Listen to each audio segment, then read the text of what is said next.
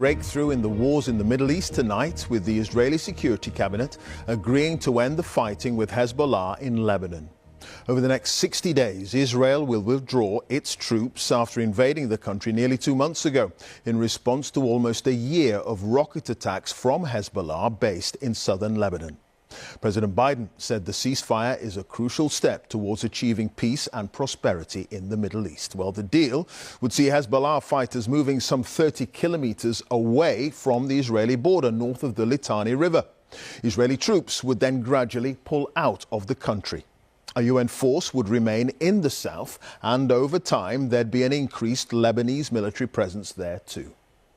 In a moment, Hugo Bachega will have the latest from Beirut after a day of intense Israeli airstrikes ahead of the ceasefire announcement.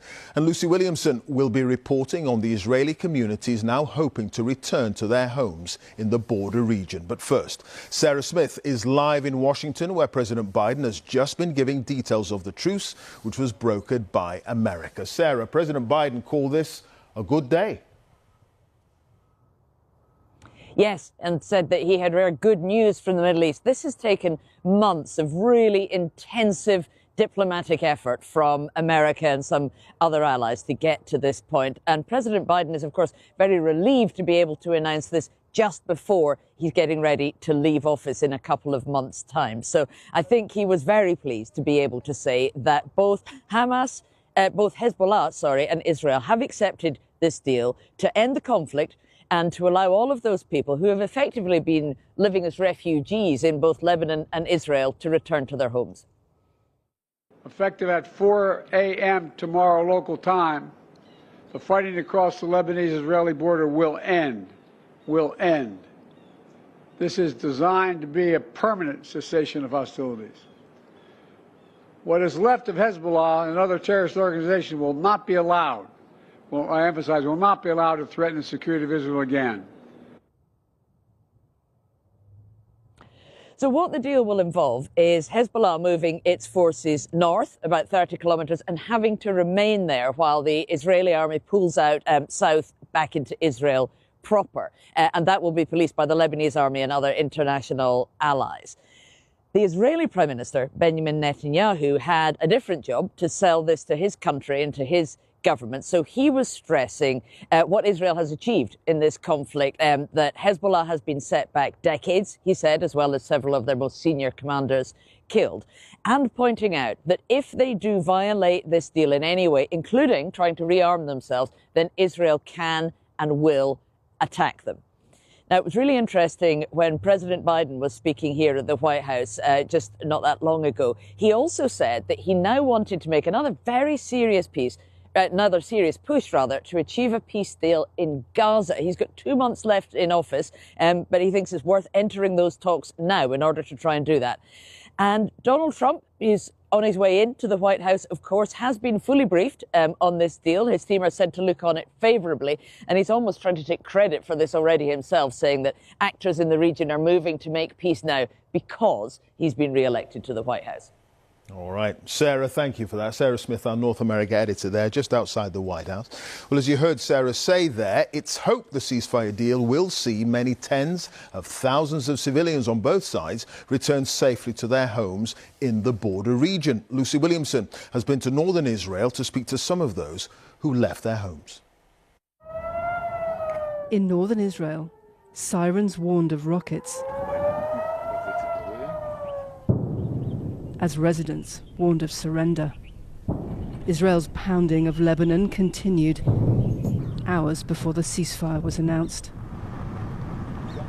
Rona and On left their home in Kfar Giladi on the 8th of October last year. The Lebanese villages they lived alongside, clearly visible through the border fence. I hope for a day where we could, be at peace with each other. And I think that trust was broken when our army found the tunnels and the ammunition and all of these preparations to effectively come and, and massacre us. Their house and community empty for more than a year. Okay. I'm sorry about the mess. It's just we put everything inside. A ceasefire deal is meant to get them permanently back home, but it could mean their Lebanese neighbours returning too. Apart from completely erasing these villages and having no people here, there is no real physical thing that can make me feel safe. It's just, you know, hope. Israel's leader has achieved many of his war goals in Lebanon. These Lebanese border villages now empty, controlled by Israeli forces. But there are also compelling domestic reasons for ending this war, like getting residents on this side of the border back home. Israel's forces are tired and its economy is suffering. But Hezbollah, damaged but intact, is still fighting. And some ask why their prime minister, fighting a much weaker enemy in Gaza, is signing a ceasefire in the north. Lucy Williamson, BBC News, Northern Israel.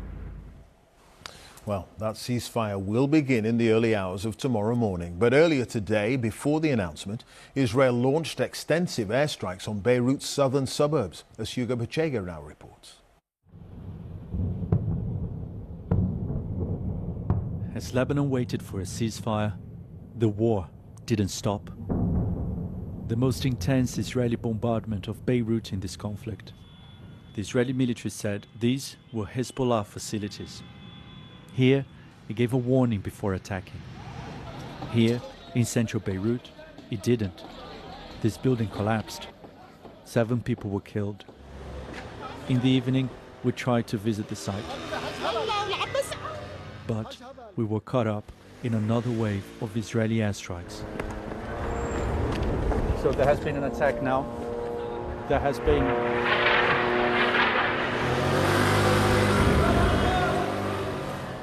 We're now hearing several explosions after an evacuation warning was issued by the Israeli military. We've been trying to get to the site of one of the attacks, but we've been told that the site had been evacuated because of those warnings.